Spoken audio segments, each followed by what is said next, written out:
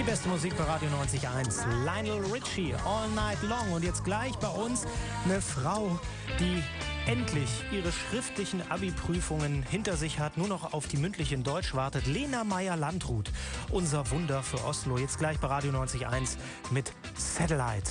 K-L-U-K. Ich bin so klug. Gelb beknackt, kultig. Die Simpsons, die US-Comic-Serie mit Bart, Lisa, Homer, Marge und Maggie sind der absolute Feierabendspaß im Fernsehen.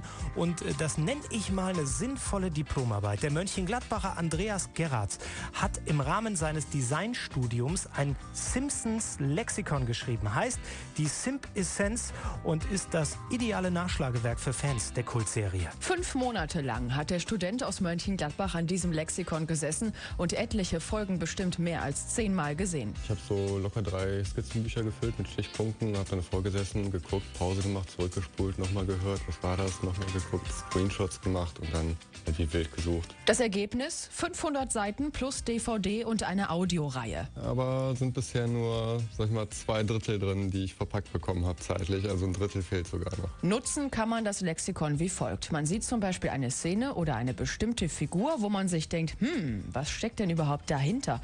Und dann schlägt man nach und erfährt zum Beispiel, dass der King of Pop eine Figur bei den Simpsons synchronisiert hat. Es gibt ja die Folge, wo Homer im Irrenhaus landet, wo er ein rosa Hemd getragen hat und dort begegnet er dem großen Weißen, der sich für den kleinen Schwarzen hält, dieser Leon Kompowski. Im Abspann sieht man dort John J. Smith, der die Figur synchronisiert haben soll. Und recherchiert man aber weiter, findet man raus, dass John J. Smith halt das Synonym ist für Michael Jackson. Also der hat es auch tatsächlich gesprochen. Überhaupt gab es bei den Simpsons jede Menge Gastrollen von bekannten Schauspielern und Musikern. Kann man, wie gesagt, alles in der Simp-Essenz nachschlagen. Es gibt nur ein Problem. Ich suche noch einen Verleger.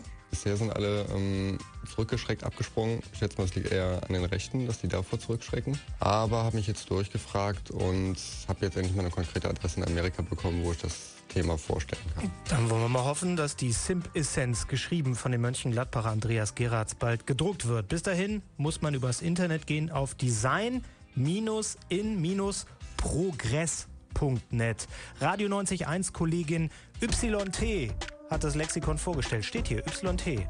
Steht wahrscheinlich für Yves, Tyrone oder für Yvonne Tessmann. Ich bin Philipp Braun, hallo. I went everywhere for you. I even did my